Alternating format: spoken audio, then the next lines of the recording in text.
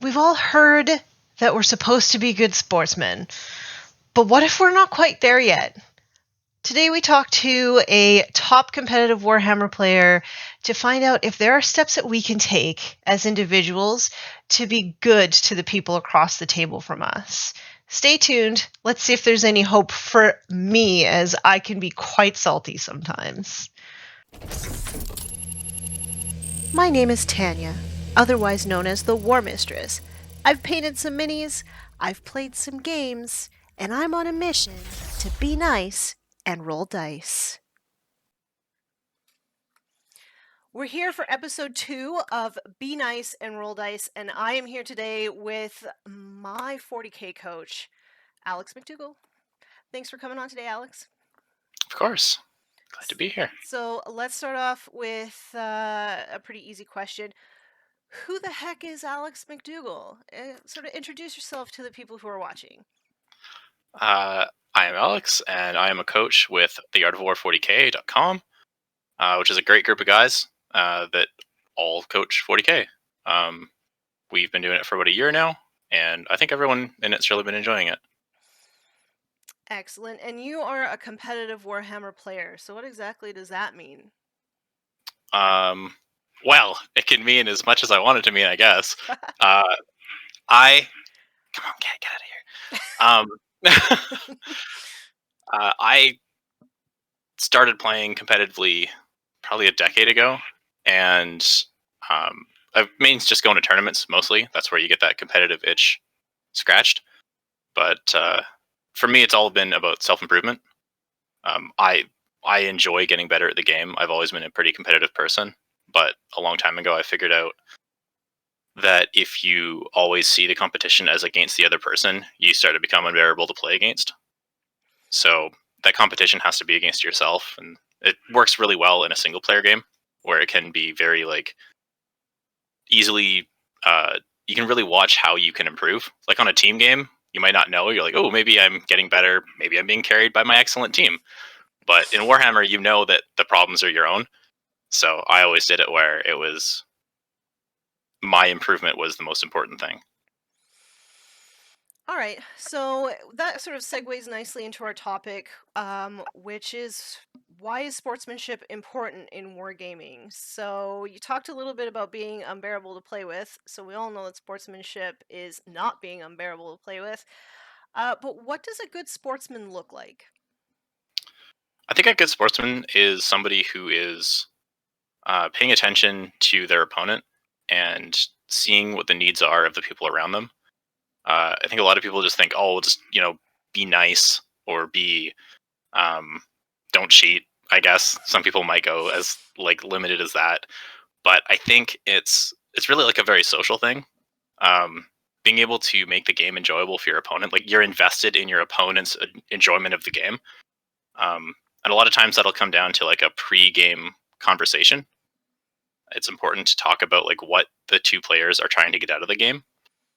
For some, enjoyment is like how hard can we play the game, like how well can I play the game? That's where I will enjoy the game, is pushing myself to play the best game I can. But not everyone gets that same enjoyment from that. Mhm. So have a conversation with them and let them like, no. My enjoyment from the game is like just rolling buckets of dice and not paying attention to mission objectives, and there's nothing wrong with that. Mhm.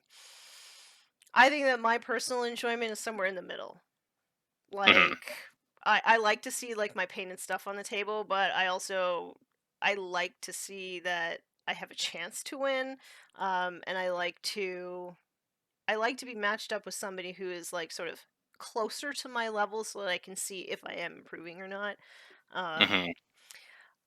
but I think that I struggle a little bit with sportsmanship, a little bit, because I get salty. I'm not gonna lie, especially with my husband, um, which is unfortunate because Ryan is like the nicest guy, um, but he used to let me win. Mm. Mhm. Is Um, it? I mean, is that good for confidence? Is it good for? It's Um, horrible for my confidence because now I think everybody is just letting me win. mm, Yeah. yeah. Well, I mean, that's why tournaments are good, right? If you go to a tournament, you know no one is letting you win. If you beat them, like you beat them. The conversation that you have at the beginning of a game, like if you're just at your local gaming store, some of those questions that you have to ask at the beginning of the game, they go away if you're at a tournament. Like, what kind of game are we playing? Well, you know Mhm. exactly what kind of game you're playing. Um, some of those things that can make for a feel bad situation are kind of dealt with if you're at a tournament, Yeah. which is kind of nice. But if you're not at a tournament, you have to, that conversation about what kind of game you're playing starts to expand, and you got to kind of broaden what you're asking, because that's why I think it's more important than just being nice. Mhm. Like, let's say you get the new player at the store, like you really have like a rookie coming in. Um, if I play them, and I've been playing for 20 years, I've been playing competitively for 10 years, and I bring the best list that I can bring, uh, it doesn't matter if I'm the nicest person in the world. Like, I can play a nice game where I'm talking to them all the time and I'm being, you know, polite and explaining what everything does. Like, if I just blow that person out, that's not actually a nice game. That wasn't being a good sport. That Mhm. was ruining their experience. Um, like, if I can pull my punches, I can play a bad list, I can let them know what's uh, like how I play. But if I just go out there and go, oh, okay, I'm just going to play as hard as I always would, pretend this is like a tournament game, like they're never going to come back. Mhm. Even if I was the nicest person in the world, they're not going to come back. I am going to preface this by saying that you are really nice to play against, and even though I've never ever won a game against you, and I probably never will, I really enjoy losing to you. So I am just going to preface that by saying that really competitive players are usually quite nice to play against, and I think it is because sportsmanship is very important to most high level players. Um, Yeah. why is it so important to you? Uh, for me, I think part of it is, again, I am actually concerned with how my opponent enjoys the game. It's not just about how I want to play the game and for me to have fun. I want both of the people to have fun. Um, I think one of the things that's really important for people to remember, especially when you are competing at anything, not just Warhammer, is that the competition isn't like, it's not part of who you are. It's just a thing that you do, and you can find enjoyment from it. But as soon as you start attaching like value to it, it gets really dangerous. I find the worst at a tournament. I find the most frustrating players to play against are the people that are really, really intent on breaking that barrier from going from like 3-2, like 3 wins and 2 losses to 4 wins and 1 loss. Um, and they just take it way too seriously. Like, you can take a game seriously, but it gets overbearing at times. And then a lot of the times, the top players have achieved that already, and they're not quite so intense about it. Like, if your dream is, oh, I gotta win like a GT, that's the goal. And if you start getting to the point where you do anything to accomplish that, you start getting like to become a chore to play against. But a lot of the top players have already done that, so then it becomes that winning a GT is this. Oh, that's a nice surprise. Like, that's nice. I did it again. Cool. Um, the playing to make sure that your opponent enjoys the game probably means you'll never have a bad game. Mhm. So, do you think that you can be a bad sport and not know? Oh, absolutely. You ever met somebody who's really awkward and they didn't know? Like, everyone's met that person. They just have no idea that they're just socially awkward. Yeah, there's definitely people that have been. I've done it. I have confronted somebody and told them, like, look, I had like 3 complaints from you about you at this tournament, and they went, really? Like, they just had no idea. So um, I think as long as you're honest, or the people around you are honest, and you're willing to like even just talk to people and say, like, if something starts happening, you know, let me know. Like, Mhm. keep me in check. Mhm. If I were to become a problem, I think if you have that mentality, you'll never run into issues. So, if somebody is a bad sportsman, can they change? Oh, absolutely. It is Yeah. a considered. It is an effort, though. I don't Yeah. think people just. It's not like a switch. It's not like they get told, like, "Hey, people really don't enjoy playing you," and then like, "Oh, okay, well, problem solved. I'll just stop being like that." I think it does take effort to think about it and think about what you're doing in game and understand like what are the things that I'm doing that are bothering people. Mm-hmm. And sometimes it is reasonably simple things, but it might be simple things that are a bad habit that you do. Like sometimes it's, let's use a pretty innocent one. Let's say it's like fast rolling. I know a lot of people get pretty cheesed about that. Like if you're playing a game and everything is decided by the dice, let me see those dice. Like roll them in front of me. Let them sit there for a second. Pull your misses, right? Like you're not going to pull successes. You're not going to sneakily like pull the right dice. You're always going to pull your. If you always pull your misses, I can just see what happened. Mm-hmm. And maybe that just becomes a bad habit because you roll and you scoop them and nobody really sees. And like, hey, could you please stop that?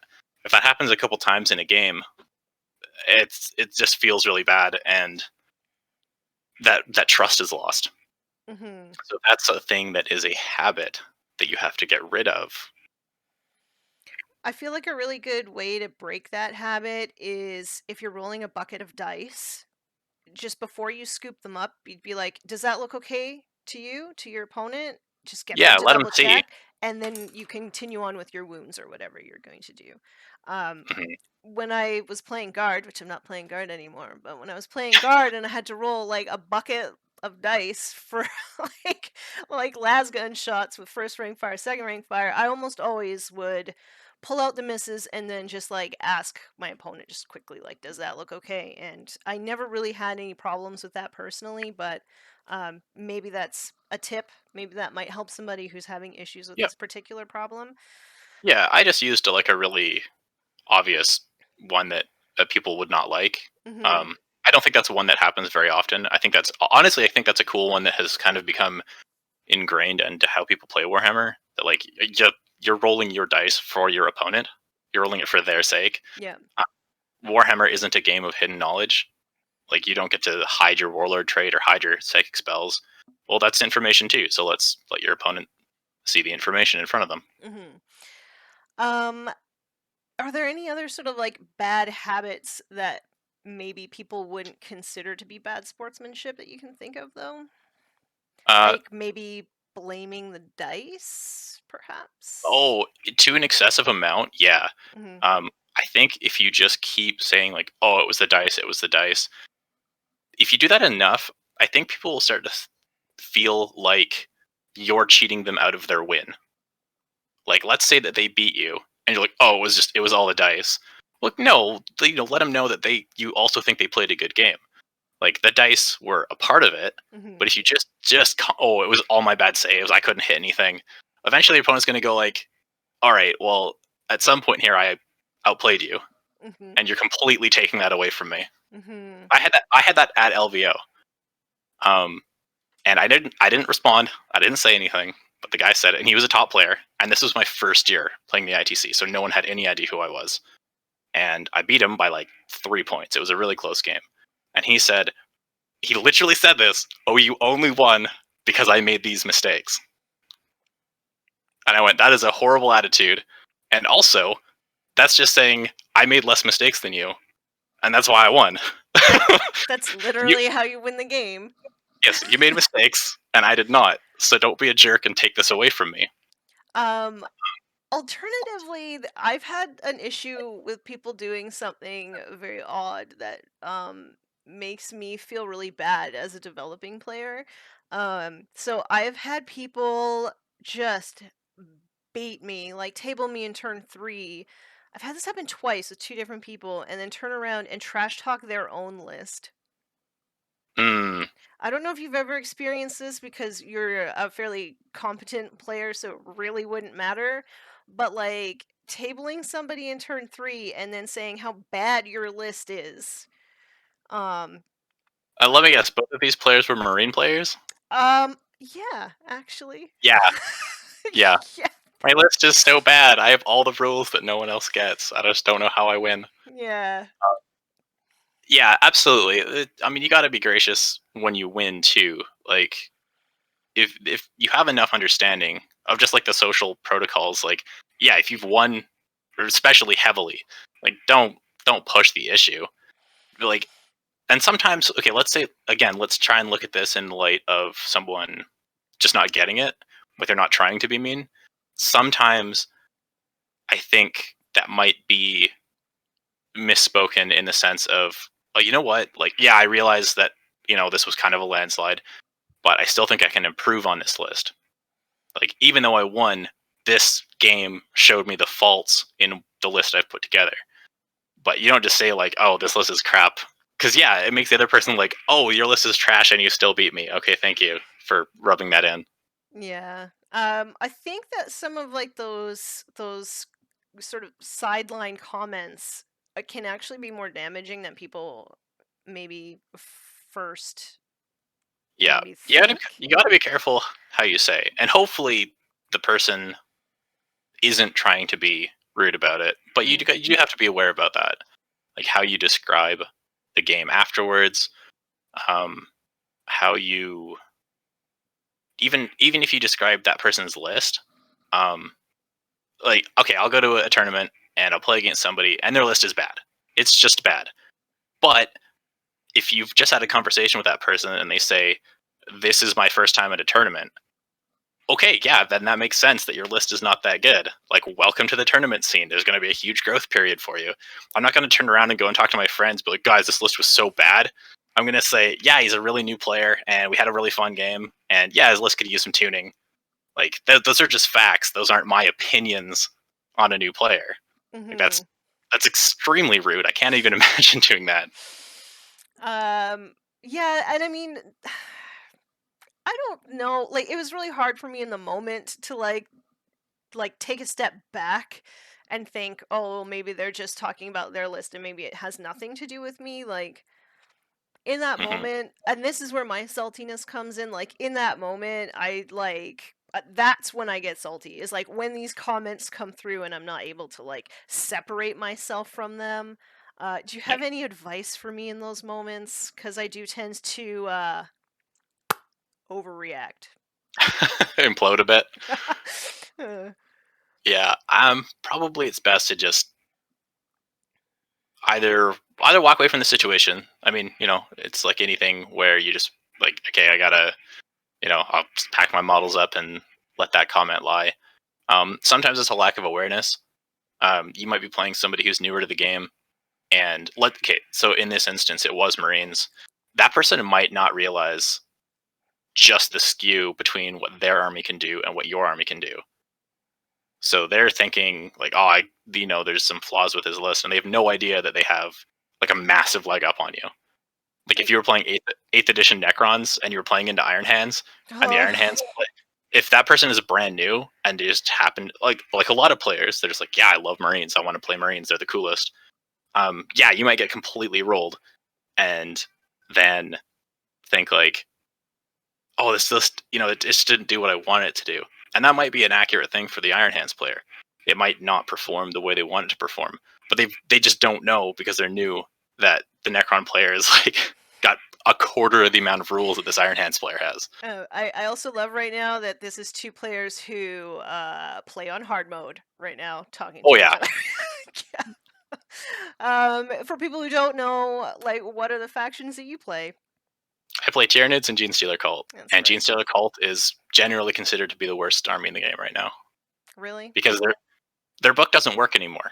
Okay. Like, fundamentally, the rules don't make any sense. They were an army that you are only ever allowed to take one of each character, which implies a design space to take 3 battalions, because that's how they functioned, and all of their stratagems, while very good, are very expensive.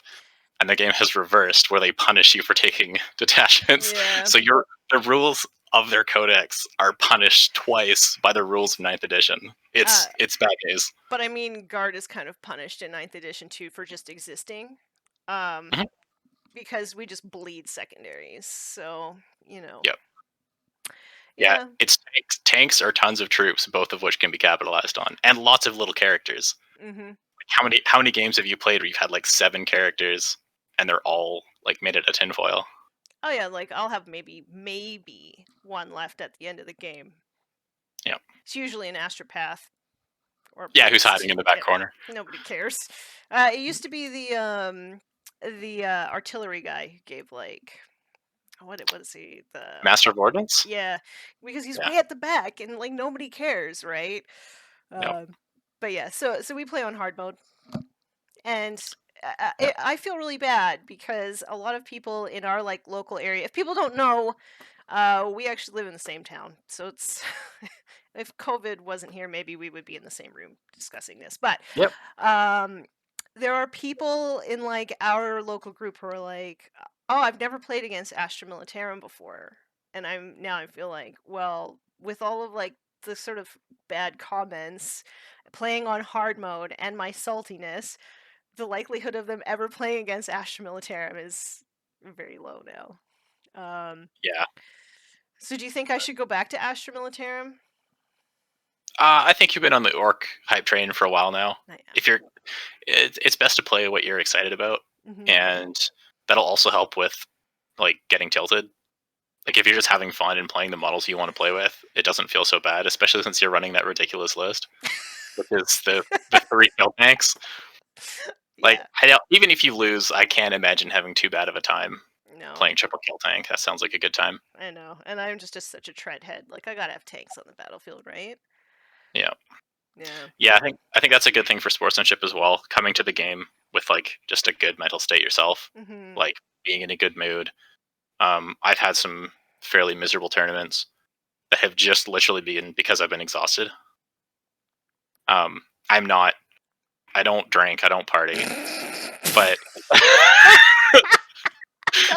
that's bullshit. Okay, so sometimes, very rarely, it occurs, and then I lose at crib. But honestly, the worst at cribbage. Yeah, most of the time, I honestly don't like to drink too much before a tournament, and because a lot of people, that is the thing. For those of you that don't go to tournaments, the social aspect of a tournament outside of the tournament is like the best thing ever. You drive somewhere with 5 or 6 people. You go to a restaurant in a country, or sometimes even a country you've never been in before. Get a bunch of good food, get a bunch of beer with friends, shoot the shit, just have like a great time, and then go play a tournament. But some people that I've hung out with take it too far, and then I am like feeling miserable the next day. And that can be a bad scenario, especially like if you lose the first game like that. Like, oh, when you get tabled in turn 3 on your first game. Yeah, right. Like you don't want to. You feel like garbage. So yeah, being able to come to the game with a good mental state is really helpful. That way, even if you lose, you probably are able to kind of just shrug it off and move on to the next game. I was in a great mental state that day. I don't know what you're talking about. Yeah, in their 39-degree weather. Yeah, before we even leave, just like laying on the kitchen floor, going, "What have I done?" Oh, that was funny. That was an event. That was a great event. Yeah. You still came in third, though. Yeah, it was good. Yeah, you came in third, right? Yep. Yeah, I got best at Astra Militarum, because I was the only Astra Militarum player there. Default. That's right. All right, so if we go into the game with a good mental state, is there any way that you think that we can like reset, like mid-game? Yeah, there is. Sometimes it takes like, let's say you're doing anything that is like just mentally stressful, whether you're doing like a hard puzzle, like if you like Sudoku or something like that, or whether you're just problem solving at work or anything like that. Sometimes it just, and obviously it's best to tell your opponent what's happening, and they might know it's coming. Like if you're feeling like really just like down on the game, like turn 2 is going, you had a turn that went really horrible. Sometimes it's best to just, say to your opponent, you're like, hey, I just need to like take a second, clear my head. The dice have betrayed me. Give me like 2 minutes here. Step outside, go grab a big breath of fresh air, grab a water, grab a Gatorade. Like just take a second, calm yourself, and then step back into the game. It might not mean that you like win the game now. But it's good to just take a moment and understand where you're feeling or how you're feeling and where it's going to put you. You don't want to you don't want to be the person saying the comment that sticks poorly with the person you're playing. Mm-hmm. So I know where my saltiness comes from, and it's because when I was first getting into this hobby, a lot of people told me like women can't play this game, women will never be able to play this game, yeah. And that women don't belong in strategy games. So I took it upon myself to be like, well then fine, like I'm gonna show them, and it's I am learning that mentality is actually not good to come to the table with. Yeah, you're almost arriving at the table with like too high of stakes. Like if you feel that you're coming to the table defending all of womankind, that's more than me just trying to win a GT. Like that's way higher stakes. Yeah, and I feel like it makes it so that the value comes from the win. Yeah, you're proving that yes, we can do this, rather than just winning a game. Yeah, it's definitely better to just come to each game individually and go, I'm just going to play well for myself. Because that's the way I always do it. Like, that's how I get. The only time you'll ever see me get really salty is if the dice are like horrendous. Like, they got to be really bad. And it's not that I'm thinking, like, this is stupid, these dice, I hate this game. It's the fact that if I'm looking to become a better player and I'm looking to play a fun game, if the dice are that skewed, we didn't really learn anything. Like the game that I played where I did lose at the event we went to, when I think my opponent rolled like 15 4+ saves and made 13 of them. Oof. Yeah, like the end of that game, we don't go like, all right, so how could I have played this better? Like, no, sometimes the dice just are an anomaly and no one learns anything. If your opponent never fails a save, you lose the game. So it feels like a wasted game. Like, that's why I was in a bad mood. He didn't learn it, because this is another guy that I coach, and he's a really good player, and he has been doing really well for himself. And he was finally like, cool, we get to play in a tournament. I think like we'd played a ton, but I don't know if we'd ever played in a tournament. And he was like, here's my chance. I'm going to see if I can, beat the mentor. Well, we didn't learn anything from that game. We didn't learn if he's improved enough to beat me. We learned that if he rolls nothing but saves, he'll win the game. Mm-hmm. So he got denied learning experience, and I got denied learning experience. So that's when I will get the worst head state. Yeah. I'm just like, oh, this is dumb. Yeah. I mean, that's why I actually really liked our last game that we had, that like teaching game that you had with me, because like I should have removed those guys from that objective, like shooting like 3 plasma cannons essentially at like 4 acolytes, and they freaking lived. Oh yeah, yeah.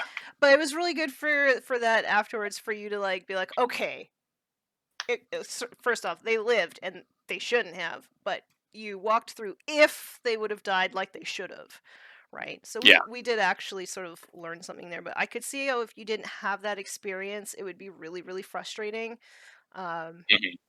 Meanwhile, it wasn't in a tournament, so it was just hilarious that they actually lived.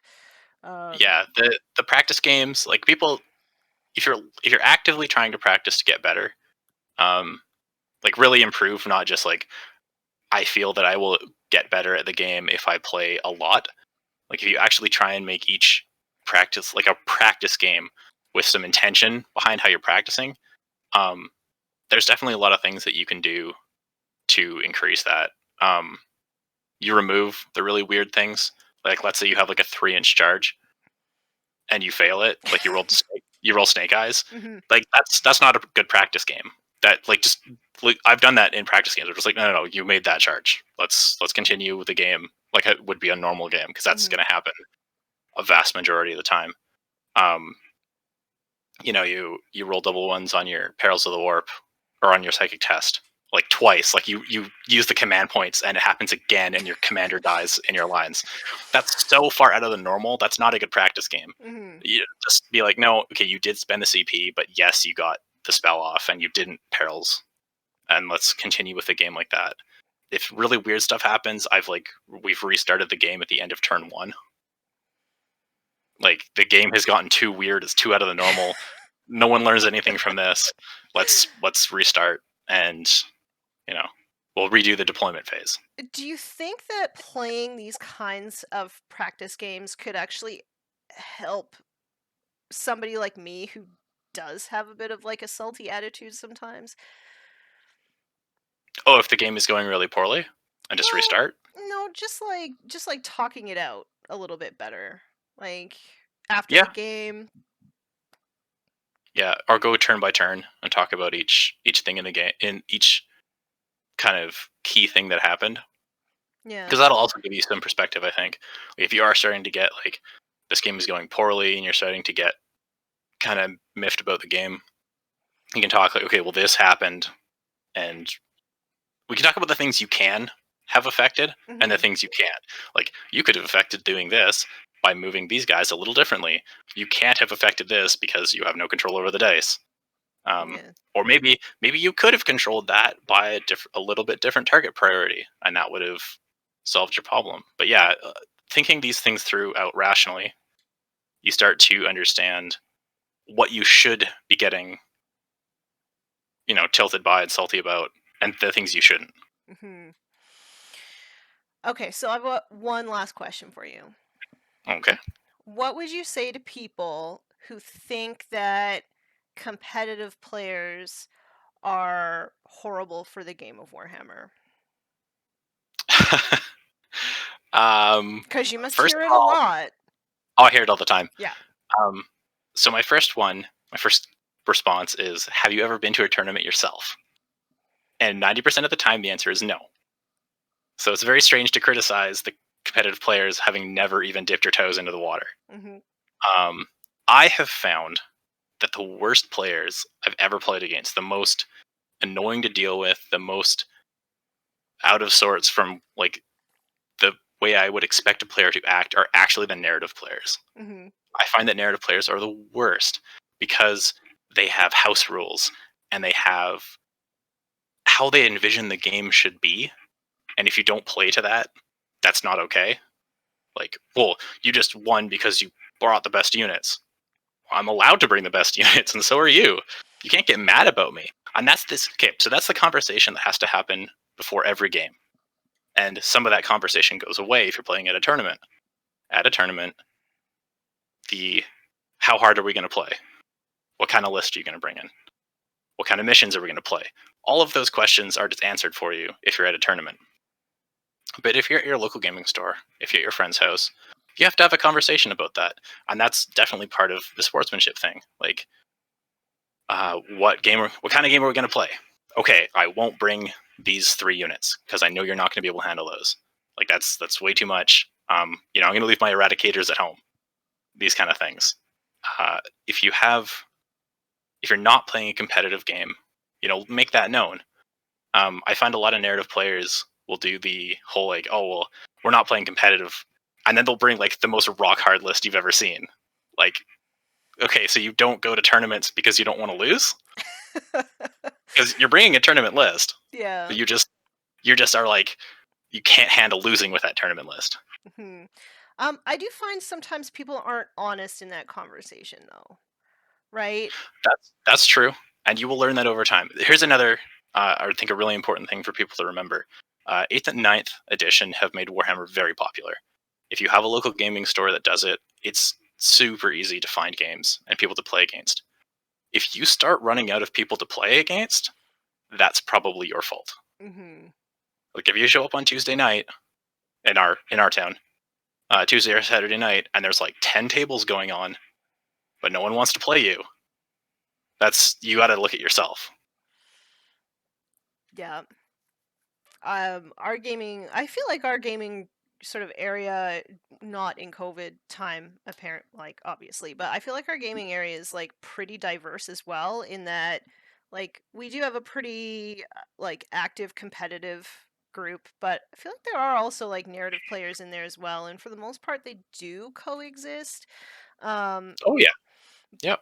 But yeah, in terms of having that like pregame conversation, I would say just be really honest about what your expectations are personally, and like what it means for you to have a good time. Because I have sort of had that conversation with somebody before and been like, okay, well, like, what kind of list do you want to play with? Or I'll bring two lists, be like, okay, like, this is my tournament list, and like this one over here is sort of like my fluffy kind of list. Which one would you rather go up against, right? Don't pick the competitive list if you're just wanting to have like an easy kind of time. Because I have had that where somebody's like, no, we can play your tournament list, and then they don't have a good time.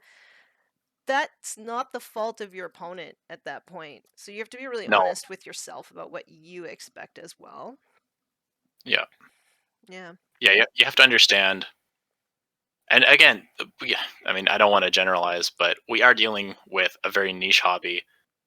Like it's a even, nicher group of nerds than like video games and stuff, right? Yes.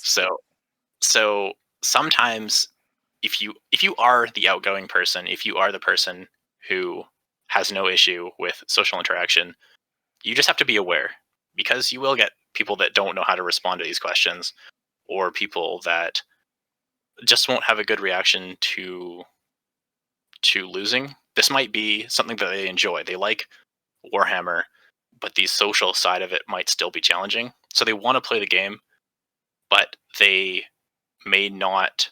That social battery might be running low at the end of 3 hours, and you just have to be aware of that. That sometimes this person is going to be grumpy by the end of the game, but that's because they've been in a room of 12 people for the last 3 hours, and that's just not their thing. But they don't have a table at home, and they have to go to a store to do that. So if you are the kind of person who has no issues meeting new people, try to be that person at your store, trying to, help out and be aware, and maybe even get the people that you think personality-wise should be playing against each other. You can be more than just a sport in your game. You can show good sportsmanship in the community in general. Like, hey, these are two newer players. They're both fairly reserved, like fairly quiet people. I don't think we should be playing them against like the really in your face, not in a bad way, but just like super outgoing player. I think they'll be like, by the end of the game, they'll be like, I can't do this anymore. He's wanted me to talk for the whole time. I can't do it. Try and get those people playing against each other, or even, meter yourself. Like if you're the kind of person who will talk for the entire 3 hours of a game, if you start realizing that the person across from you doesn't want that, just don't do it. If you can, like, try and hold back. It's the taxi driver that talks the entire trip. You're like, no, please don't. Just no small talk. I don't want this. Yeah. I think it's been like a really great conversation. Sportsmanship apparently is a topic that some people get really riled up against. So I have a feeling that I'm gonna get you back for another one if you want to chat. Yeah, sure. If So questions show up, then we got yeah, the topic is there. yeah, and if people want coaching, which I highly recommend, if you want to get better at Warhammer 40K and you just don't know where to even start, where can they find you, Alex? On theartofwar40k.com. There you go. That is, we're all there. Me and Nick and John and Siegler. I mean, We're all there. obviously, I'm going to recommend you. Of course, yeah, and I'm going to recommend me. Yeah. I mean, I went from no tournaments to like my last one. I won 2 games, people. That's right. This And that's is serious like, business. right, especially when like I was losing like 80% of my games before Alex came along. So, but yeah. The reason why I actually chose Alex to help me out is because he's such a sportsman, and because he is so like nurturing of our local community. And I just wanted to take this last moment to thank you for everything that you've done for me over the past year, Alex. No, okay. Including getting drunk with me at tournaments. That was a good time. That was a really good time. I can't wait to do it again, actually. Yeah. Thanks so much, Alex. Thank you. All right, folks, I want to know all about your bad sportsmanship stories in the comments below. If you like the work that I do, make sure that you subscribe and hit the bell so that you get notifications when I post my next videos. Catch me daily on Instagram and twice a week on Twitch. And as always, be nice and roll dice.